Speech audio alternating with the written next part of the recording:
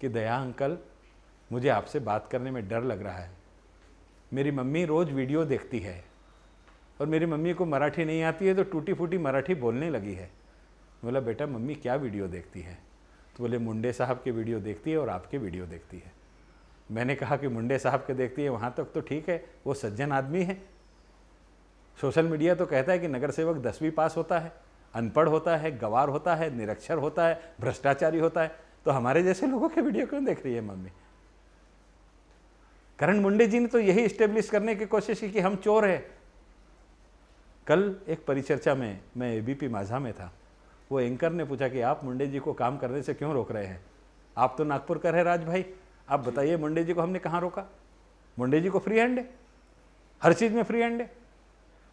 लेकिन उन्होंने महाराष्ट्र में एस्टेब्लिश करने की कोशिश की कि मैं कुछ करना चाहता हूं तो ये लोग मुझे रोक देते हैं करके। हम तो पूछना चाहते हैं कि मुंडे जी, आप जब से नागपुर में आए आपने कोई एक ईंट लगाई हो शहर में तो बता दो।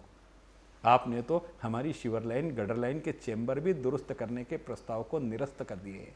और जो ये सोशल नेटवर्किंग पे चल रहा है कि उन्होंने नाग नदी को साफ कराने का बहुत अच्छा काम किया, ये सारे के सारे झूठे प्रचार है, झूठे प्रचार है। हमारे स्वास्थ्य समिति के अध्यक्ष ने पत्र देकर के पूछा कि अगर पिछले साल ज़्यादा पैसे लगे थे और इस साल कम पैसे लगे तो इसका कारण क्या है, स्पष्टीकरण दे। आयुक्त के कार्यालय से स्पष्टीकरण आया कि पिछले साल कचरा ज़्यादा निकला था इसलिए ज़्यादा पैसे लगे थे, इस साल कचरा कम निकला इसलिए कम पैसे लगे। पिछले साल मशीनें ज़्यादा लगी थी इसलिए ज़्यादा पैसे लगे, इस बार मट्टी का प्रमाण कम था इसलिए मशीनें कम लगी इसलिए कम पैसे लगे। और तीसरा और भी रोचक जवाब था कि पिछले साल महानगर पालिका के पास मशीन नहीं थी। देवेंद्र जी फडणवीस की सरकार आने के बाद उसने महानगर पालिका को जो ग्रांट दी, उस ग्रांट के कारण हम हमारे पोकलैंड ले सके, महानगर पालिका के स्वयं के जो जोनल ऑफिस थे वे अपने टिप्पर ले सके, वे अपने डोजर ले सके, वे कहीं ना कहीं अपनी स्वयं की यंत्रणा खड़ी कर सके। इस कारण से महानगर पालिका के संसाधनों का उपयोग करने के कारण पैसे कम लगे, ऐसा स्पष्ट उल्लेख उन्होंने किया। और भाई साहब मैं आपको बताना चाहता हूँ कि मुंडे जी ने यह जो किया, नागपुर म्यूनिसिपल कॉरपोरेशन ने महाराष्ट्र के सरकारी अधिकारियों के काम करने के लिए जो कोड ऑफ कंडक्ट बना हुआ है, उस कोड ऑफ कंडक्ट में नियम 9 के अंतर्गत यह उल्लेखित है कि अगर कोई भी शासकीय अधिकारी किसी इस प्रकार की बात का उल्लेख अखबारों में करता है जिससे प्रशासन की बेइज्जती हो तो उस पर कानूनी कार्रवाई होती है।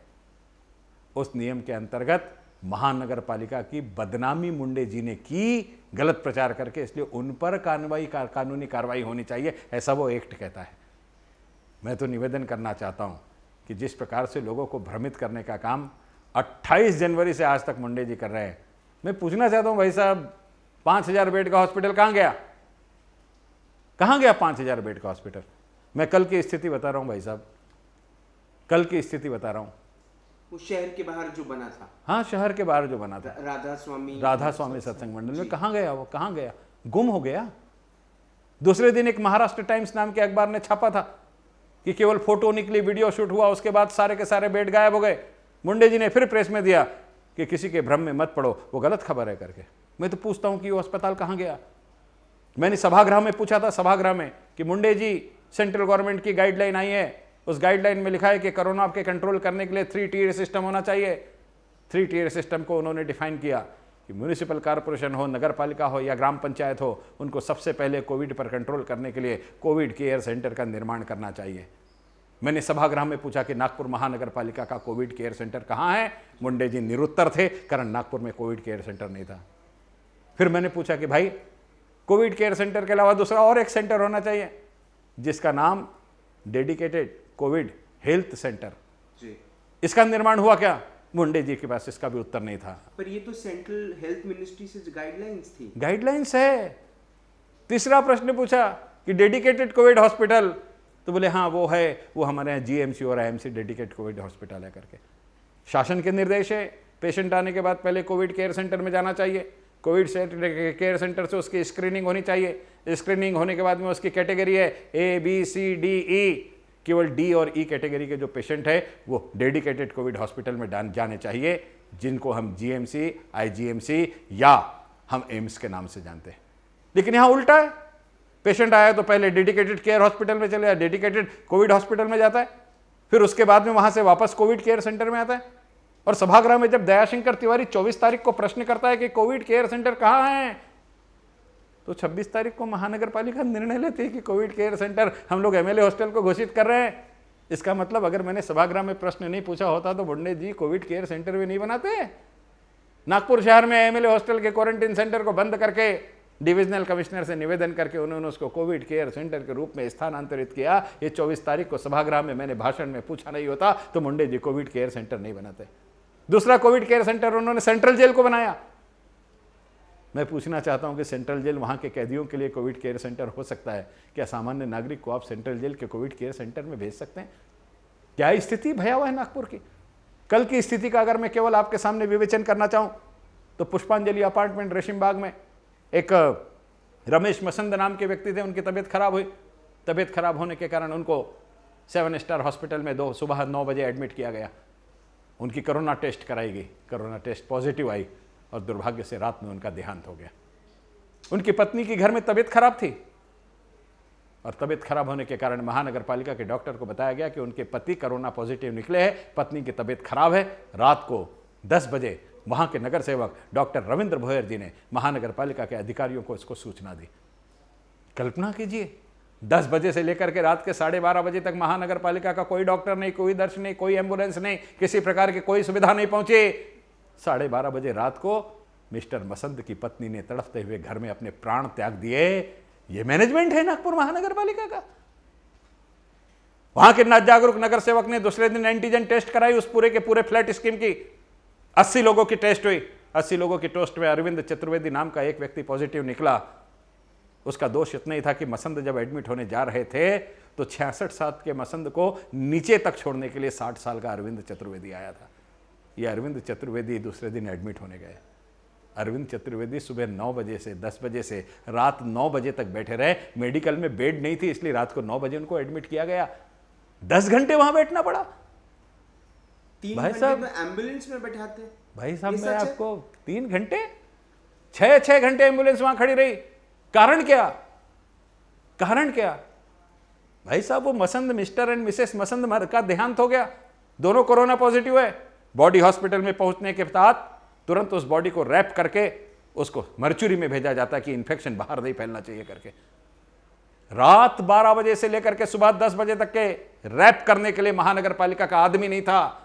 डॉक्टर रविंद्र भोयर ने हमारे सर्वश्रेष्ठ अधिकारी जिनके तरफ कोरोना की जिम्मेदारी है उनको फोन करा। उनका फोन स्विच ऑफ आ रहा था।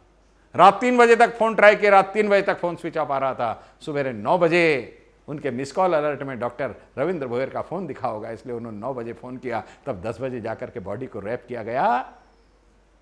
उस परिवार के बेटा बहू अपने माँ और बाप की लाश के साथ बगैर लाश बंद हुए बैठे रहे। दोनों कोरोना पॉजिटिव हो गए। आज आईजीएमसी में दोनों एडमिट हैं, उनका नाती भी एडमिट है। क्या महानगर पालिका की व्यवस्था है कि हम लाश को रैप करने के लिए हमारे पास आदमी नहीं है और हम कहते हैं कि नागपुर के पैटर्न को पूरे देश में लागू होना चाहिए? इतने नहीं भाई साहब, एक विपिल जैन नाम का व्यक्ति है, मेरा मित्र है। वो मुझसे कहता था कि भाई हमारे तो संत मुंह पर कपड़ा बांध करके चलते हैं और इसलिए हमको वो आदत है, इसलिए हम कोरोना से पीड़ित नहीं हो गए। महानगर पालिका का इसको 12 बजे फोन गया कि भाई हम आपको लेने के लिए घर आ रहे हैं, आप पॉजिटिव निकल गए। विपिन जैन 12 बजे से अपने घर में महानगर पालिका के कर्मचारियों के रास्ता देख रहे हैं। शाम को 6 बजे महानगर पालिका के कर्मचारी विपिन जैन को घर से लेने के लिए गए और विपिन जैन के साथ साथ उसके घर के लोगों को भी क्वारंटाइन कर दिया। अब विपिन जैन को शाम को 6 बजे उठा करके जिस एम्बुलेंस में डाला, उस एम्बुलेंस में एक प्रेग्नेंट लेडी भी बैठी हुई थी जो कोरोना पॉजिटिव थी। और महानगर पालिका की एम्बुलेंस एक हॉस्पिटल से दूसरे हॉस्पिटल, दूसरे हॉस्पिटल से तीसरे हॉस्पिटल, रात 11 बजे तक घूमते रही। और रात 11 बजे उस महिला को जो प्रेग्नेंट थी उसको हॉस्पिटल में एडमिट किया गया। और उसके बाद भी जब घुमाया ही जा रहा था तो विपिन जैन ने कहा कि रात भर घुमाने से अच्छा मुझे घर छोड़ दो। महानगर पालिका के सज्जन अधिकारियों ने विपिन जैन को उसके घर में छोड़ दिया, वो पॉजिटिव होने के बावजूद। दोपहर 12 बजे उसको घर से उठाना था, शाम को 6 बजे उठाया, रात 12 बजे वापस, कहा कि हम सुबह 8 बजे आकर के ले जाएंगे। दूसरे दिन 8 बजे भी महानगर पालिका के अधिकारी उसको लेने नहीं पहुंचे। शाम को 6 बजे महानगर पालिका के अधिकारी उसको लेने के लिए पहुंचे और उसके बाद जाकर उसको भर्ती कराया गया। यानी पॉजिटिव निकलने के बाद 30 घंटे तक घर के अंदर है। कल मुझे एक व्यक्ति का फोन आया, महानगर पालिका का कर्मचारी कॉलोनी है, कारपोरेशन कॉलोनी कहते हैं उसको, गांधीनगर में, नाम उसका श्वेता ध्रुवे नाम है। उसके भाई का फोन आया कि भाई मेरी बहन धनतोली में अनिल गुप्ता जी के यहाँ काम करती थी और उस इमारत में अनिल गुप्ता जी के पॉजिटिव निकलने के बाद 7 लोग पॉजिटिव आए, उसमें मेरी बहन है, उसको लेने के लिए नहीं आए हैं, 12 घंटे हो गए हैं, कब लेने के लिए आएंगे? मैं फ़ोन कर रहा हूँ तो कहते हैं सुबह आएंगे। अगर पेशेंट पॉजिटिव निकलने के बाद 20-20 घंटे तक महानगर पालिका की यंत्रणा उस पेशेंट को घर से उठा करके नहीं लाती है और उस परिवार में और लोग पॉजिटिव निकल जाते हैं, तो इसका दोष किसको देंगे? किसको दोष देंगे? महानगर पालिका दोष मरने के लिए तो कहानियां बना देती है। सतरंजीपुरा का जो व्यक्ति मरा ना भाई साहब, उस व्यक्ति के मृत्यु के सूचना के साथ जब तक उसकी रिपोर्ट पॉजिटिव नहीं आती, जब तक उसकी रिपोर्ट नहीं आती, तब तक उस परिवार से कोई नहीं मिलेगा। इस प्रकार महानगर पालिका ने व्यवस्था खड़ी करनी चाहिए थी, पुलिस को वहां खड़ा करना चाहिए था, अपने लोग खड़े करने चाहिए थे कि जब तक रिपोर्ट नहीं आती इस परिवार से कोई नहीं मिलेगा। महानगर पालिका ने कुछ नहीं किया। 70 परिवार वाला वो परिवार, उस परिवार से पूरे मोहल्ले ने आकर के मिला। और हिंदू परिवार में तो अगर मृत्यु के घर में गए तो दूर से नमस्कार करके आ जाते हैं, इस्लाम में कम से कम गले मिलते हैं, पीठ पर हाथ फेरते हैं, हाथ से हाथ मिलाते हैं। वो पूरी सतरंजीपुरा नाम की बस्ती उस पीड़ित व्यक्ति के परिवार में जाकर के घर में मिल करके आई और सारे लोग अनभिज्ञ थे कि जो हजरत मरे हैं उनको कोरोना हो जाएगा, और अपने साथ कोरोना लेकर के गए। अपनी नाकामी को छुपाने के लिए तुकाराम जी मुंडे जी ने मुस्ताक नाम का हीरो बना करके कहानी रची, और अपनी नाकामी को छुपाने के लिए कि अगर उन्होंने यंत्रणा खड़े करके लोगों को मिलने से रोक दिया होता तो कोरोना बाधित परिवार में लोग नहीं मिलते, तो कोरोना इतनी तेजी से सतरंजीपुरा में नहीं फैलता था। मैं ये इसलिए कह रहा हूं कि 4 तारीख को पेशेंट एडमिट होता है, 5 तारीख को उसका इंतकाल हो जाता है, अर्थात वो पेशेंट ज्यादा इन्फेक्टेड था, इसलिए परिवार में इन्फेक्शन छोड़ करके गया था और उसके कारण क्षेत्र में इन्फेक्शन पहुंचा। इसलिए मुंडे जी अपनी नाकामी को छुपाने के लिए बहुत सारी बातें करते। आज भी मुंडे जी का फेसबुक लाइव हुआ, मैंने उसको देखा नहीं, फेसबुक लाइव देखा नहीं मैंने, लेकिन मैं आपको एक बात बताना चाहता हूँ कि ये सारे आंकड़े क्या कहते हैं और क्या कारण है इसका। फिर मैं आना चाहता हूँ कि मैंने कल जानकारी लिया आईजीएमसी में, और आईजीएमसी में जानकारी लेकर के मैंने पूछा कि भाई आईजीएमसी में कितने पेशेंट एडमिट है? उन्होंने कहा 265 पेशेंट एडमिट है, कल की संख्या है। उन्हें 265 पेशेंट जो एडमिट है, इन 265 पेशेंट को आईजीएमसी में रखने की आवश्यकता है क्या? उन्होंने कहा कि नहीं, इसमें से 190 पेशेंट ऐसे हैं कि जिन पेशेंट को आईजीएमसी में रखने की आवश्यकता नहीं, इनको कोविड केयर सेंटर में भेज देना चाहिए। मैंने कहा फिर क्यों नहीं भेज रहे? बोले महानगर पालिका ने कोविड केयर सेंटर का निर्माण नहीं किया, इसलिए नहीं भेज रहे। मैंने बोला कोविड केयर सेंटर का निर्माण नहीं किया महानगर पालिका ने जी? तो उन्होंने कहा कि एक कोविड केयर सेंटर बनाया है महानगर पालिका ने, लेकिन वो जो कोविड केयर सेंटर महानगर पालिका ने बनाया है एमएलए हॉस्टल, उसकी कैपेसिटी केवल 350 लोगों की है, और इस कारण केवल 350 लोगों को ही वो कोविड केयर सेंटर एकोमोडेट कर सकता है, और दूसरा सेंट्रल जेल में होने के कारण उस कोविड केयर सेंटर में बाकी नागरिकों को नहीं भेजा जा सकता जी। अगर आईजीएमसी से 190 लोग कोविड केयर सेंटर में भेज दिए जाते तो आप कल्पना कीजिए वहां 190 बेड खाली हो जाती। अगर 190 बेड खाली हो जाते तो विपिन जैन को 30 घंटे के बाद हॉस्पिटल में एडमिट करने की आवश्यकता नहीं पड़ती। केवल विपिन जैन नहीं, मसंद परिवार को भी किसी भी प्रकार से इस प्रकार के त्रासदी नहीं झेलनी पड़ती। अनिल चतुर्वेदी को किसी भी प्रकार से बाहर नहीं घूमना पड़ता। कल मैं जब एबीपी माजा के कार्यक्रम में गया भाई साहब, तो वहाँ की हमारी जो नागपुर की ब्यूरो प्रमुख है सरिता कौशिक, उन्होंने बताया कि एक 13 साल का लड़का जो एबनॉर्मल था, जिसकी ग्रोथ नहीं हो रही थी, उसका भाग्य से पॉजिटिव निकल गया। वो अपंग व्यक्ति 7 घंटे 8 घंटे एम्बुलेंस में पड़ा रहा, लेकिन उसको एडमिट करने के लिए मेडिकल में नहीं थी।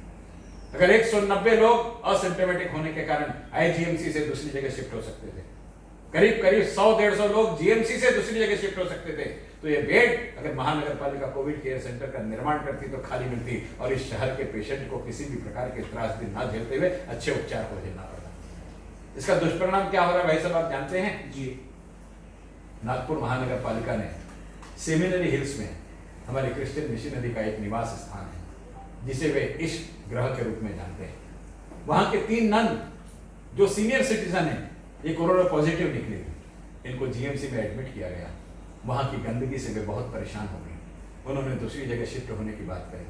जब दूसरी जगह शिफ्ट होने की बात करी तो उन्होंने प्राइवेट हॉस्पिटल में जाने की इच्छा जाहिर करी। प्राइवेट हॉस्पिटल में केवल वोकआउट हॉस्पिटल को ही ये अनुमति है कि वो प्राइवेट लोगों का ट्रीटमेंट कर सकता है जी। और वोकआउट हॉस्पिटल में जब उन्होंने फ़ोन किया तो पता चला कि शासन ने जो डिफाइन किया है, शासन ने डिफाइन किया कि 7,000 रुपये पर डे से ज़्यादा आप चार्ज नहीं कर सकते। लेकिन उन्होंने जब वहां बात करी तो कम से कम 2 लाख रुपए का पैकेज उन्होंने बताया कि 2 लाख रुपए लगेंगे, और ये 2 लाख रुपए भी आपको एडवांस पे करने पड़ेंगे, उसके बाद आप यहाँ आ सकते हैं। मरता क्या ना करता भाई साहब, वो जो अपना जीवन इस राष्ट्र के सेवा के लिए समर्पित करने वाली क्रिश्चियन समाज की मेरी हुई बहनें, उन्होंने 2 लाख रुपए वोकार्ड हॉस्पिटल में जमा किए, लेकिन महानगर पालिका उनको एम्बुलेंस तक नहीं दे सकी वोकार्ड हॉस्पिटल में जाने के लिए। ऐसी यंत्रणा कि इस पीड़ा की स्थिति में जब नागरिकों का हमने सम्मान करना चाहिए, नागरिकों के साथ देना चाहिए, नागरिकों को सुविधा उपलब्ध करानी चाहिए, उस समय सामाजिक जीवन में अपना संपूर्ण देने वाली नन को अगर 2 लाख रुपए खर्चा करके वो कार्ड में अपना इलाज कराना पड़े तो प्रश्न चिन्ह खड़ा होता है भाई साहब, प्रश्न चिन्ह खड़ा होता है। और लोग पूछते हैं कि जनप्रतिनिधि क्या कर रहे हैं। जनप्रतिनिधि का काम है कि शासन की जो त्रुटियां हैं उसको सामने लाना। कोविड केयर सेंटर क्यों नहीं बना, यह प्रश्न मैंने पूछा था। शासन ने एक निर्देश दिया, महाराष्ट्र सरकार ने निर्देश स्पष्ट है कि पहले टेस्ट करो, फिर ट्रेस करो और उसके बाद में ट्रीट करो, ट्रिपल टी। महाराष्ट्र के मुख्यमंत्री जी ने निर्देश दिया, महानगर पालिका उस दिशा में काम कर रही है।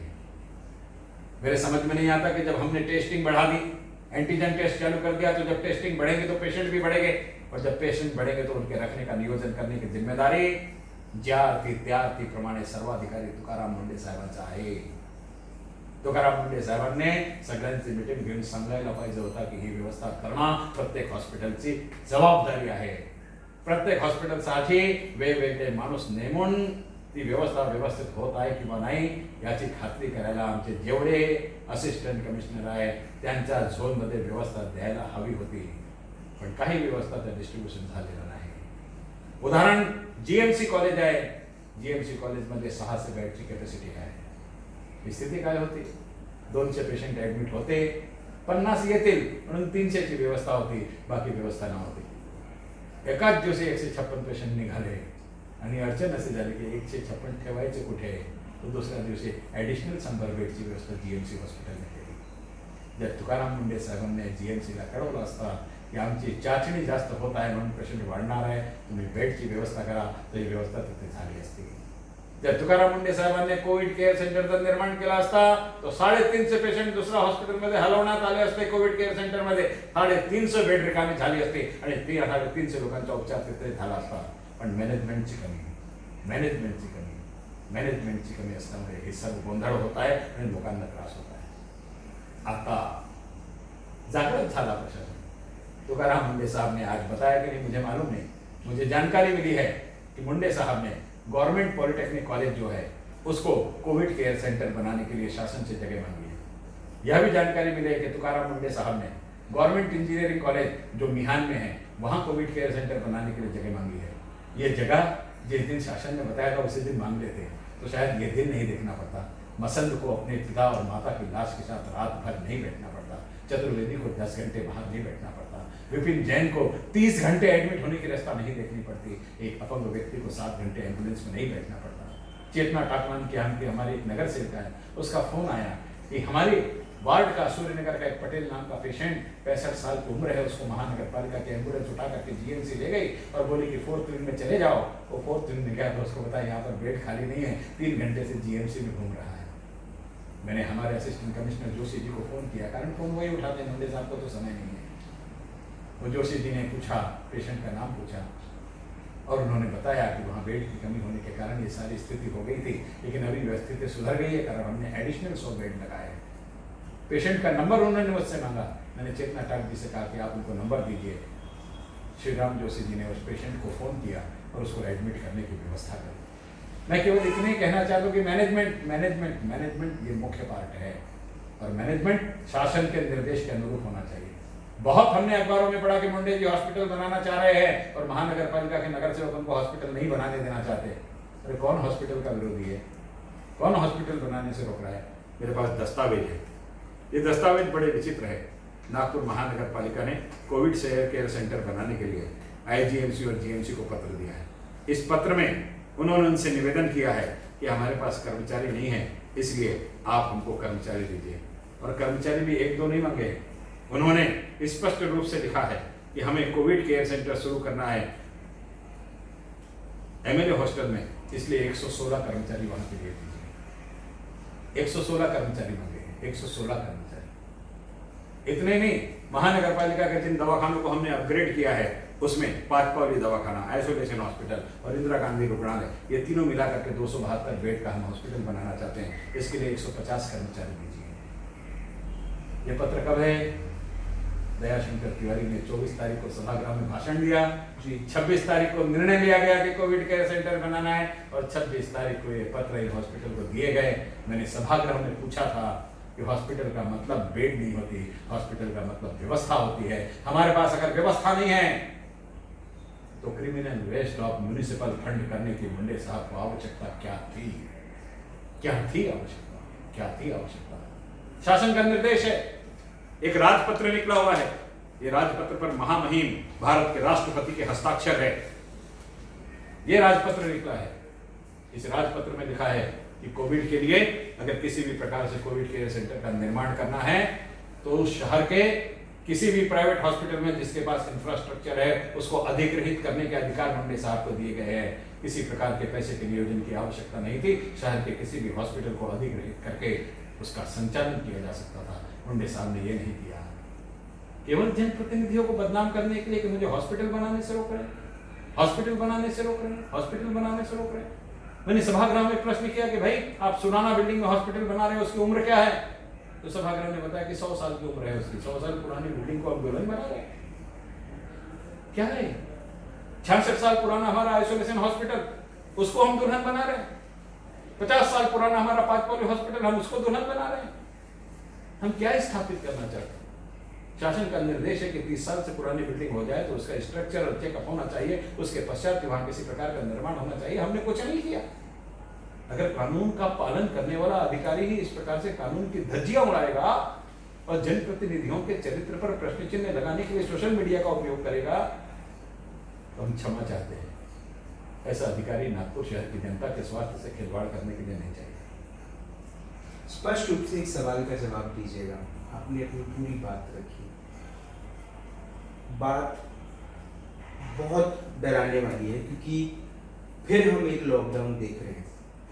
लोगों से एनएमसी के ऑफिसर्स जाकर रेड मार रहे हैं, उन पे बड़े बड़े चालान काटे जा रहे हैं। मुझे ऐसा लगता है एक दिन पहले 4 लाख रुपए इकट्ठा हुए हैं। वार्निंग्स दी जा रही है, फेसबुक लाइव के थ्रू वार्निंग्स दिए जा रहे हैं। लोगों की दुकानदारी, लोगों के पास खाने को नहीं है और उनसे जुर्माने भराए जा रहे हैं। क्या हम कोविड के लिए तैयार कभी थे या नहीं थे? कोविड की जिस प्रकार से तैयारी होनी चाहिए थी वो नहीं हुई है। शासन के निर्देश के अनुरूप हमने काम नहीं किया है और हमारी गलतियों का बोझ हम दूसरे के सर पर डालने की कोशिश कर रहे हैं। मैं ये नहीं कहता कि नागरिकों का दोष नहीं है, मैं ये भी नहीं कहता कि व्यापारियों का दोष नहीं है। शासन ने छूट दी है आपको व्यापार करने की। आप शासन के निर्देशों के अनुरूप काम कीजिए। आपकी 8x10 की दुकान है, उसमें आपके 4 कर्मचारी हैं, तो कम से कम आने वाले जो ग्राहक हैं उन ग्राहकों की संख्या पर तो आप कंट्रोल कीजिए। कोई व्यक्ति अपनी दुकान से ग्राहक वापस नहीं भेजना चाहता, कारण हम ग्राहक को भगवान जानते हैं। आप उनके बैठने की व्यवस्था कीजिए। मैं माननीय महापौर जी के साथ में सराफा अवधि के परिक्षेत्र में घूमा। शादियों का सीजन समाप्त होने के बावजूद भी 20-20 व्यक्ति सराफा की दुकान में अगर दिखाई देंगे तो ये अच्छी बात नहीं है। किसी कपड़े की दुकान में भी अगर 20-20 आदमी दिखाई देंगे तो अच्छी बात नहीं है। प्रशासन ऐसी जगह अगर कार्रवाई करता है तो वे कार्रवाई के पात्र हैं। लेकिन मैं निवेदन करना चाहता हूँ, कार्रवाई या अंतिम लक्ष्य नहीं होना चाहिए। पहले वार्निंग दीजिए, सुधरने का मौका दीजिए। अगर वो नहीं सुधरता है तो उसके बाद दंडात्मक कार्रवाई कीजिए। मैं नागरिकों से भी निवेदन करना चाहूँगा, मैं साथ ही साथ व्यापारियों से भी निवेदन करना चाहूँगा कि इस देश ने अपना सर्वस्व त्याग करके इस लॉकडाउन को समर्थन किया है। आपके समर्थन के कारण ये लॉकडाउन सफल हुआ है। अगर आप विद्रोह कर देते तो ये लॉकडाउन सफल नहीं होगा। आपकी तपस्या ने जिसको इस राष्ट्र की पूंजी बनाया, उसकी तपस्या के कर्ता धर्ता आप है। आपकी तपस्या को कुछ दिन और इस राष्ट्र को आवश्यकता है। आप शासन के नियमों का उपयोग कीजिए, शासन के नियमों का पालन कीजिए, शासन के नियमों के अंतर्गत अपना जीवन निर्वाह कीजिए। और करते समय प्रशासन से भी निवेदन करूँगा कि वे कठोर हो लेकिन दंडात्मक कार्रवाई करने से पहले चुनौती दे, आह्वान दे और हमारी चेतावनी के बाद अगर वो गलती करता है तो उस पर दंडात्मक कार्रवाई करें, यह मैं निवेदन करना चाहूँगा। लेकिन एक बात ध्यान रखें, अखबारों में दिखाई दे रहा है, नाम के साथ, दुकानों के नाम के साथ दिख रहा है कि 7 बजे दुकान बंद करने का समय है और हम धमकी दे करके 6:45 बजे दंड वसूल रहे हैं, हम 6:30 बजे दंड वसूल रहे हैं, 7 बजने को 4 मिनट कम है, हम दंड वसूल रहे हैं। एक अखबार ये सब चीज़ें लिख रहा है और उसमें वो ये लिख रहा है, तू जानता नहीं मैं कौन हूँ, मुझको पहचानता नहीं, मुझसे मुझे नहीं करता है, लगा 10,000 रुपये दंड। तो ये अभिमान भी नहीं होना चाहिए। आप भी नागरिक हैं, आप आज अधिकारी बने हैं, कल आप रिटायरमेंट के बाद फिर से नागरिक हो जाएंगे, पद पर आने के पहले आप भी नागरिक थे। इसलिए अपने नागरिक के संरक्षण के हित में सारे के सारे अधिकारियों ने और प्रतिनिधियों ने कार्य करना चाहिए। एक कार्य करते समय अधिकारियों ने भी अपने नीति नियमों के अनुरूप कार्य करना चाहिए और व्यापारी और जनप्रतिनिधियों ने भी जागृति फैला करके, अपने व्यापारिक संस्थाओं में जागृति फैला करके, अपने इलाके में जागृति फैला करके इस कोरोना की महामारी से लड़ने के लिए प्रशासन से कदम मिला करके कदमताल करना चाहिए, ऐसा मैं निवेदन करना चाहता हूँ। मैं आपसे ये जानना चाहता हूँ कि जिस तरह से आपने ये पूरी बातें बताई, एम्बुलेंसेज में 6-6 घंटे रुकाया जा रहा है, बेड्स अवेलेबल नहीं है, 5,000 बेड्स का हॉस्पिटल आज पूरी की पूरी तरीके से गायब है, ये सब बातें आपने सामने रखी। तो मैं आपसे ये पूछना चाहता हूँ, क्या हम कोविड कोरोना वायरस से लड़ने के लिए तैयार है? एनएमसी तैयार है या नहीं है कि ये इटली बनने वाला है, यहाँ पर स्पेन बनने वाला है, ये होने क्या वाला है? देर आए दुरुस्ताई की स्थिति में आयुक्त महोदय चल रहे हैं। मैंने आपको बताया कि नागपुर इसलिए सौभाग्यशाली है कि पूर्व मुख्यमंत्री माननीय देवेंद्र जी फडणवीस ने नागपुर शहर के जो दोनों मेडिकल कॉलेज है, आईजीएमसी और जीएमसी, इनको आधुनिक यंत्रों से सुसज्ज किया, हॉस्पिटल को आधुनिक बनाया। वहाँ अगर ट्रॉमा सेंटर में 600 बेड की व्यवस्था की और करीब 150 हमारे आईसीयू बनाने की कोशिश की, वहाँ पर वेंटिलेटर लगाने की व्यवस्था करी, वही व्यवस्था यहाँ पर सर्जिकल वार्ड के रूप में आईजीएमसी में भी करी। यह जो 1200 बेड का सुसज्ज हॉस्पिटल है, इसलिए इस त्रासदी की स्थिति में भी मृत्यु दर को कम रखने के लिए महानगर पालिका भले ना हो, लेकिन हमारी डॉक्टरों की टीम सक्षम रही और वे सारे कार्य कर सके। अगर ये व्यवस्था हमारे पास नहीं होती, हम इस प्रकार से तैयार नहीं होते, तो शायद मृत्यु के आंकड़े बढ़ जाते और पेशेंट की रिकवरी की रेट बहुत कम हो जाती। लेकिन मैं पुनश्च वापस आना चाहता हूँ कि आयुक्त महोदय ने शासन के निर्देशों का पालन करते हुए समय रहते अगर कोविड केयर सेंटर का निर्माण कर लिया रहता और इन हॉस्पिटल पर पड़ने वाले लोड को कम कर लिया रहता। मैंने कल कैलकुलेशन किया कि 265 में से अगर 190 पेशेंट बाहर भेज दिए जाए, इसका मतलब 73% एडिशनल लोड हमने उन पर डाला है। ये 73% एडिशनल लोड अगर हमने कम कर दिया होता तो अच्छा होता। एक बात मैं फिर भी कहना चाहता हूँ कि इतनी भयावह स्थिति के बावजूद नागपुर शहर में आईसीयू का उपयोग जो हुआ है, ये 4% से ज़्यादा नहीं हुआ है। नागपुर शहर में वेंटिलेटर का जो उपयोग हुआ है, ये 1.25% से ज़्यादा नहीं हुआ है। इसलिए स्थिति पेशेंट की दृष्टि से भयावह नहीं है। जिन पेशेंट की डेथ हुई है, वे अन्य बीमारियों से भी ग्रसित होने के कारण और ओल्ड एज होने के कारण बड़े प्रमाण में इस प्रकार की त्रासदी को सहन नहीं कर सके और ऐसी दुर्घटना हुई है। लेकिन अगर हमने इन हॉस्पिटल का लोड कम किया होता तो उन पेशेंट पर ये ज़्यादा ध्यान दिए जा सकते थे और होने वाली मृत्यु के आंकड़े कम हो सकते थे, ऐसा मुझे लगता है। ये मेरी व्यक्तिगत, मैं कोई मेडिकल साइंस का विद्यार्थी नहीं हूँ, लेकिन नियोजन की त्रुटि के कारण ये सारे परिणाम भोगने पड़ रहे हैं। महानगर पालिका, मजबूरी से मैं कहना चाहता हूँ कि महानगर पालिका का एक पत्र निकलता है, उस पत्र में 4 कॉलम में ज्या अर्थी मी प्रमुख आहे, त्या अर्थी मी प्रमुख आहे, या अर्थी मी प्रमुख आहे, या अर्थी महाराज माझी जबाबदारी है। तो अगर कोई श्रेय लेने के लिए तैयार है, तो अगर त्रुटियां हैं तो उसकी भी जिम्मेदारी लेने की उन्होंने तैयारी रखनी चाहिए। जनप्रतिनिधि के रूप में हम तो जनता के बीच में जाकर के उनका काम करने के लिए जिस समय लॉकडाउन चल रहा था उस समय भी काम कर रहे थे। आज भी कोई हमारे पास शिकायत आती है तो हम किसी अखबार के सामने नहीं जाते। हमने अखबार को नहीं बताया कि भाई इस प्रकार की स्थिति यहाँ पर खड़ी हुई है करके, हमने प्रशासन को बता करके सॉल्यूशन निकालने की बात की। आज आपने इस पर परिचर्चा रखी और परिचर्चा में उस विषय पर आपने चर्चा की, इसलिए आपके माध्यम से इस विषय को जनता के साथ साझा करने का मौका मिला। अन्यथा अगर हमें राजनीति करनी होती, हमने मुंडे का विरोध करना रहता, हमें प्रशासन को गाली देने रहती, तो इन सारी घटनाओं को अखबार के माध्यम से छपवा करके हम गाली दे सकते थे।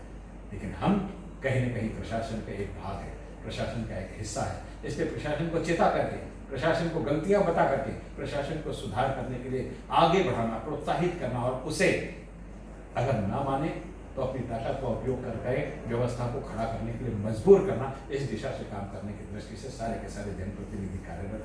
और इसमें कोई राजनीतिक भेद करके हम लोग काम नहीं कर रहे हैं। सारे राजनीतिक दल के नगर सेवक एक साथ मिलकर के नागपुर शहर की जनता के लिए कार्य करने के लिए कटिबद्ध हैं।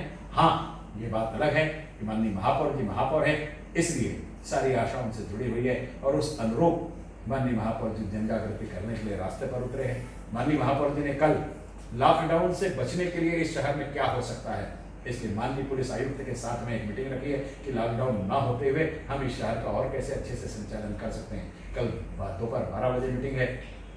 मानस यही है कि किसी भी प्रकार से किसी की रोजी रोटी न छूए, किसी को भूखा न सोना पड़े, किसी का रोजगार न छीने। लॉकडाउन के कारण 3 महीने से जो नागरिक परेशान थे उनको फिर से परेशानी के सबब न झेलने पड़े। सामाजिक संस्थाओं ने मिलकर के 3 महीने तक जो काम किया, उनकी भी एक सीमा है, उसके बाहर वो भी काम नहीं कर सकते। इन सारी चीज़ों को देखते हुए कल महापौर जी ने एक बैठक रखी है। उस बैठक में पुलिस आयुक्त जी को भी बुलाया है और उसमें बैठ करके हम कोशिश यही करेंगे कि लॉकडाउन के बगैर इस शहर का संचालन हो सके। नागरिकों से भी निवेदन है कि माननीय महापौर जी ने अगर 2 कदम आगे बढ़ाए हैं, व्यापारी संगठनों ने भी लोगों में जागृति करके 2 कदम आगे बढ़ाए हैं, तो हर व्यक्ति अगर कदम से कदम मिला करके चलेगा तो लॉकडाउन करने की आवश्यकता नहीं पड़ेगी। और नागपुर महानगर पालिका के प्रशासन के माध्यम से अगर कोताही बरती जाती है तो जो नगर सेवक शांति के साथ में प्रशासन को सहयोग करके ये सारे कार्य कर रहा है, वो नगर सेवक हाथ बांध करके नहीं बैठेगा। अगर प्रशासन इन बात को नहीं सुनता है तो आक्रामकता के साथ में उतर करके बाहर काम करेगा। मैं आपको बड़े ईमानदारी के साथ कहना चाहता हूँ, प्रशासन के पास केंद्र सरकार के माध्यम से प्रवासी मजदूरों के निवास के भोजन की व्यवस्था की जिम्मेदारी आने के बाद भी उनको भोजन पहुंचाने का काम नागपुर के NGOs ने किया है। आज भी अगर प्रशासन व्यवस्था खड़ी नहीं कर सकता है तो नागपुर के सामाजिक कार्यकर्ताओं को खड़े करके हम सामाजिक संस्थाओं के माध्यम से क्वारंटाइन सेंटर और CCC कोरोना केयर सेंटर निर्माण करने के दिशा में कदम उठाएंगे। और प्रशासन अगर नकारात्मक भूमिका निभाता है तो हम सकारात्मक रूप से शहर की समाज सेवी संस्था के साथ में मिलकर के काम करेंगे। आपको बताते हुए एक बात का मैं और उल्लेख करना चाहता हूँ जी। आपको बताते हुए मुझे हर्ष होता है कि मेरे मन में विचार क्यों आया। मैं तो हमेशा अपने आप को एक विद्यार्थी समझता हूँ, कारण एक विद्यार्थी जीवन में सीखता है। कल मुझे महेश्वरी समाज से एक फ़ोन आया जी कि भैया बड़े प्रमाण में लोग बीमार हो रहे हैं और जो स्थिति क्वारंटाइन सेंटर की हम देख रहे हैं वो भयावह है। क्या हम महेश्वरी समाज की ओर से अपना खुद का क्वारंटाइन सेंटर चालू कर सकते हैं क्या? मैंने पूछा आप किसके लिए करना चाहते हैं? उन्होंने कहा कि हमारे समाज के लोगों के लिए। मैंने उनसे रिक्वेस्ट की कि महेश्वरी समाज अगर सभी समाज के लिए हॉस्पिटल का संचालन करता है और वहाँ नाममात्र दर के ऊपर लोगों की चिकित्सा उपलब्ध कराता है तो आप केवल समाज तक सीमित न रहिए, समाज की मीटिंग लीजिए और आप इस शहर के नागरिकों के लिए उस सेंटर का निर्माण कीजिए। मुझे लगता है कि कल उन्होंने अपनी तरफ से पहल करी। अगर प्रशासन आगे निकल करके लोगों से आह्वान करेगा तो कल अरविंद सावंत जी ने कहा है कि उद्धव जी के ध्यान में आया कि बारिश के समय में टेंट लगा करके तो हम कोविड केयर सेंटर का निर्माण नहीं कर सकते, तो शादी के सभागृह को कोविड केयर सेंटर में बदले। भाई साहब, माननीय महापौर जी ने एक मीटिंग ली थी, उसमें आदरणीय दटके जी जो हमारे वर्तमान में विधायक है, उन्होंने महापौर जी की उपस्थिति में आयुक्त जी से कहा था कि 5000 का कोविड केयर सेंटर बाहर क्यों बनाते हो, शहर के मंगल कार्यालयों का उपयोग करो और इसी को कोविड केयर सेंटर बना लो। अगर उस बात को सुने रहते तो मिहान में जाकर के इंजीनियरिंग कॉलेज को लेने की आवश्यकता नहीं पड़ती। इस शहर के सामाजिक संस्थाएं, इस शहर के नागरिकों के इस त्रासदी में अगर 75 लाख लोगों तक भोजन पहुंचाने में मदद कर सकती है तो कोविड केयर सेंटर का निर्माण करने में भी मदद करेगी। अगर प्रशासन को कहीं अड़चन आती है तो जनप्रतिनिधि अपने अपने संबंधों का उपयोग करके इन कोविड केयर सेंटर का शहर में निर्माण करने में मदद करेंगे, ऐसा मैं विश्वास दिलाना चाहता हूँ। नागरिकों को घबराने की आवश्यकता नहीं। अगर जहाँ प्रशासन कमजोर पड़ता दिखाई देगा वहाँ हम प्रशासन के व्यतिरिक्त व्यवस्था उपलब्ध कराने के लिए जनप्रतिनिधियों के माध्यम से कोशिश करेंगे। हमने कोरोना के कार्यकाल में, लॉकडाउन के कार्यकाल में वो सब किया। आने वाले समय में अगर ऐसी अड़चन दिखती है तो फिर करेंगे। लेकिन एक निवेदन और करना चाहता हूँ, हम प्रशासन के विरोध में प्रेस को नहीं चेताएंगे। हम बार बार प्रशासनिक अधिकारियों को बताएंगे कि भाई साहब यहाँ गलती हो रही है सुधारिए, यहाँ गलती हो रही है सुधारिए, यहाँ गलती हो रही है सुधारिए। जब वे गलती नहीं सुधारेंगे तो व्यवस्था को सुधारने के लिए हमें जो कदम उठाने पड़ेंगे वो कदम उठाने के लिए हम सक्षमता के साथ में तैयार है। ये कहने में मैं कोई अतिशयोक्ति महसूस नहीं करता। हमारे पालक मंत्री कहते हैं कि वो शहर में एक स्मारक बनाना चाहते हैं जिसमें वो 181 करोड़ रुपए की लागत लगाना चाहते हैं। आपको क्या लगता है क्या जरूरी है?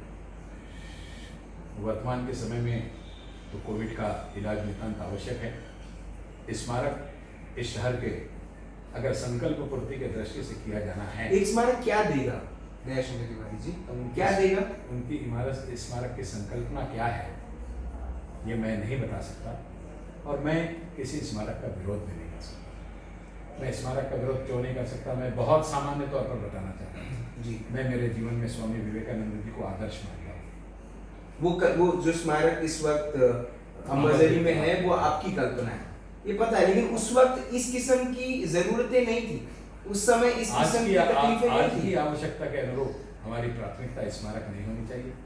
हमारी प्राथमिकता स्वास्थ्य केंद्र के निर्माण होना चाहिए, चिकित्सा केंद्र के निर्माण होने चाहिए, और स्वास्थ्य में सारी सुविधा पूरी लगन के साथ में, पूरी टीम के साथ में सबका सामंजस्य बैठा करके दे सके, इस प्रकार की हमारी प्राथमिकता होनी चाहिए, ऐसा मुझे लगता है। आपको नहीं लगता कि इतनी बड़ी रकम जो इस वक्त एक स्मारक के लिए सोची जा रही है कि टूरिज्म बढ़ेगा, शायद उसके पीछे की ये सोच हो सकती है, लेकिन वहीं पर आज जो लाइट के बिल आए हैं, एमएससीबी ने जो लाइट के बिल लोगों के मुंह पे तमाचे के रूप में मारे हैं, और लोगों को आज अनाज भरे कि लाइट का बिल भरे, उनके पास ये इस किस्म की चॉइस सामने आकर खड़ी हो गई है कि सर्वाइवल को देखें या फिर लाइट का बिल भरें, करें क्या? आप बताएं, करें क्या? स्थिति तो भयावह है। इस विषय को लेकर के हम लोगों ने भी आंदोलन किया, बहुत बड़ी अड़चन है, लेकिन माननीय ऊर्जा मंत्री जी जो हमारे पालक मंत्री भी हैं, उनके कान पर इन विषयों को लेकर के कोई जू नहीं दिख रही है। कहीं ना कहीं इसका एक सुलभ सॉल्यूशन उन्होंने निकालना नितांत आवश्यक था। कुछ राज्य सरकारों ने इस विषय को लेकर के निर्णय भी लिए हैं। उन राज्य सरकारों ने किस प्रकार से निर्णय लिए हैं, इस बात को भी ध्यान में रखना नितांत आवश्यक है। हमारी बिजली उत्पादन करने वाली जो कंपनियां हैं, उन बिजली उत्पादन करने वाली कंपनियों को भी केंद्र सरकार की तरफ से कुछ राहत प्रदान की गई है। वो जो राहत प्रदान की गई है, वो राहत का प्रमाण नागरिकों के बिल में भी दिखाई देना चाहिए। इस प्रकार का नियोजन माननीय पालक मंत्री जी ने करना चाहिए। माननीय पालक मंत्री जी ने कहा है कि हम एवरेज के आधार पर बिल बना करके ना भेजें। जनता की मांग भी इतनी ही है कि आप एवरेज के आधार पर बिल बना करके ना भेजें। मैं आपको बहुत बहुत सामान्य तौर पर समझाना चाहता हूँ कि मेरा एक कार्यकर्ता है, उसके मीटर की रीडिंग 90 है जी, और 90 रीडिंग आने के बाद उसको 6,000 रुपये का बिल आता है। कारण पिछले साल उसके परिवार में शादी हुई थी, इसलिए उसके परिवार में उस तारीखों में मीटर ज़्यादा घुमा था, इसलिए शादी का बिल इस साल भी लग करके आ गया। ऐसा लगता है दूसरी शादी हो गई। ये ऐसी जो अनेक त्रुटियाँ हैं, मासिक बिल बना करके भेजें। हमारे स्लैब में डिफाइन है कि किस स्लैब तक हमको 2 रुपया लगेगा, 3 रुपया लगेगा, किस स्लैब से हमको 6 रुपया लगेगा, किस स्लैब से हमको 11 रुपया लगेगा, किस स्लैब में हमको 10.5 रुपये लगेगा, किस स्लैब में 12 रुपये लगेगा। ये स्लैब यूनिट के आधार पर डिफाइन है, और हमने 3 महीने का जब बिल एक साथ भेजा तो यूनिट हमने डिवाइड नहीं किया। जो टोटल क्वांटम आया है उसके आधार पर, जो स्लैब डिफाइन होता है उसके आधार पर बिल बना करके भेज दिया। अगर इस प्रकार से बिल बना करके भेजा गया है तो नागरिकों के साथ में अन्याय है। हमने कहीं ना कहीं प्रति माह के यूनिट के आधार पर बिल बना करके भेजना चाहिए। मैं आपको जानकारी देना चाहता हूँ कि इस विषय को लेकर के कुछ लोग न्यायालय में गए। न्यायालय ने उसमें एक राहत प्रदान करी कि जिन लोगों ने अपने मीटर की फ़ोटो निकाल करके एमएससीबी के पास में भेजी थी, महाजनों के पास में भेजी थी, उनको इसमें से राहत दी जाए। मैं बहुत करबद्ध नियोजन करना चाहता हूँ कि ई गवर्नेंस अच्छी बात है, लेकिन नागपुर नहीं, पूरे भारत में ऐसी बहुत बड़ी संख्या है जो ई गवर्नेंस को लेकर के आगे नहीं बढ़ सकी और उतनी समृद्ध परिकल्पना से उसको अंगीकृत नहीं कर सकी। मैं बहुत ईमानदारी से स्वीकृत करना चाहता हूँ कि सोशल मीडिया को मैनेज करने की जितनी अच्छी मास्टरी मुंडे जी के पास में है, हम जनप्रतिनिधि होने के बावजूद भी हमारे पास वो मास्टरी नहीं है। अगर हमारे पास वो मास्टरी नहीं है तो सामान्य आदमी फोटो लेकर के कहाँ से भेजेगा? अगर उसकी गलती हो गई तो उसकी सजा बिल की राशि बढ़ा करके नहीं, एक्चुअल रीडिंग देखी जाए, उस एक्चुअल रीडिंग के 3 भाग किए जाए और 3 भाग करने के बाद जो स्लैब बनी उसके आधार पर बिल का पुनर्नियोजन करके उस बिल को भी किस्तों में देने की अनुमति प्रदान की जाए। इस प्रकार का नियोजन माननीय हमारे वर्तमान पालक मंत्री और ऊर्जा मंत्री इन्हें करना चाहिए, ऐसा मैं निवेदन करना चाहता हूँ। हमारे सीएम महाराष्ट्र के कहते हैं कि मैं ट्रम्प नहीं हूँ, मैं ठाकरे हूँ, लोगों का दुख नहीं देखा जाता। उनको नागपुर का दुख नहीं दिख रहा? मैं एक निवेदन करना चाहता हूँ कि माननीय मुख्यमंत्री जी महाराष्ट्र के मुख्यमंत्री हैं, वे क्या है क्या नहीं है ये बताने की आवश्यकता क्या है। आप मेरे से चर्चा कर रहे हैं, मेरे पूरे चर्चा में मैंने कहीं नहीं कहा कि मैं दयाशंकर तिवारी हूँ। ये बड़ी गंदी सी आदत है, ये दम्भ है कि मैं कौन हूं, मैं कौन हूं, मी तुकाराम मुंडे, मी उद्धव ठाकरे। यह दम्भ किसी भी व्यक्ति में नहीं होना चाहिए। घमंड रावण का नहीं गिरा, तो हमारी और आपकी क्या बात। आपको जनता ने निर्वाचित करके दिया है, आप कौन हो ये इमटेरियल है। आप महाराष्ट्र के मुख्यमंत्री के गद्दी पर बैठे हुए हो और महाराष्ट्र के मुख्यमंत्री के गद्दी पर बैठ करके महाराष्ट्र की जनता का संरक्षण करने का संवैधानिक संकल्प आपने लिया है, संविधान की कसम खा करके लिए। और अपने संविधान का दायित्व निर्वहन करते समय आपका सरनेम क्या है ये इमटेरियल है। और आप क्या बात करते हो ठाकरे जी, ठाकरे की राशि और ट्रंप की राशि एक ही आती है, दोनों टसे आते हैं और राशि के हिसाब से स्वभाव भी एक ही होना चाहिए। इसलिए अगर वो दम ही है तो आगे मैं नहीं कहना चाहता, आपको समझ जाइए। इस प्रकार के शब्दों का उपयोग मत कीजिए। लोग बहुत आशा के साथ आपसे देख रही है। आप बाड़ा साहब ठाकरे जी, परम पूज्य नहीं बाड़ा साहब ठाकरे जी का वारसन जप रहे हो। जो बाड़ा साहब ठाकरे जनता की पीड़ा के लिए उद्वेलित होकर के आंदोलन करने के लिए कूद जाते थे, कम से कम उनको याद कीजिए, उनके मानवीय दृष्टिकोण को याद कीजिए और उनके अनुरूप काम करने की कोशिश कीजिए। अमेरिका के राष्ट्रपति से अपनी तुलना आप क्यों कर रहे हैं? नागपुर के सभागृह में एक व्यक्ति ने तुकाराम की तुलना कर दी तो सभागृह रद्द हो गया हो। तुम कहां इस देश की सर्वशक्तिमान अमेरिका के राष्ट्रपति से अपनी तुलना कर रहे हो? महाराष्ट्र के पूर्व मुख्यमंत्री से ही आप अपनी तुलना करके देख लो, आपके सामने सारी चीज सामने आ जाएगी। महाराष्ट्र के निर्माण करने वाले मुख्यमंत्रियों से अपनी तुलना करके देख लो, आपके सामने सारी चीज सामने आ जाएगी। जो आपके सहयोग में बैठे हुए हैं शरद पवार जी, वो भी मुख्यमंत्री से, उनसे भी तुलना करके देख लो, आपके सामने आपकी चित्र और आपके कार्यप्रणाली का चरित्र सामने आ जाएगा। लेकिन मैं निवेदन करना चाहता हूँ, आप मेरे महाराष्ट्र के मुख्यमंत्री हो, आप सम्मानीय हो। मैं मेरे महापौर को जिस रूप में गैर राजनीतिक तौर पर शहर के प्रथम नागरिक के रूप में सम्मान देता हूँ, उतना ही सम्मान मैं आपको देता हूँ। आप ऐसे वक्तव्य ना दें और जिस समय लोग आपसे अपेक्षा कर रहे हों उस समय आप ऐसी भाषा का उपयोग न करें, ऐसा मैं करबद्ध निवेदन करना चाहता हूँ। आप ऐसी भाषा का कतई उपयोग न करें जिससे आपका गर्व दिखे, घमंड दिखे, दम्भ दिखे, कारण घमंडी का सर हमेशा नीचा होता है। इसलिए ऐसी बात न करें, ऐसा निवेदन करना चाहता हूँ। मैं के ऊपर में इस वक्त सब कुछ चल रहा है और हम वाली बात नहीं हो रही है। आपने सीएम तक बात पहुंचाई, आपने कभी कोर्ट का दरवाजा खटखटाया?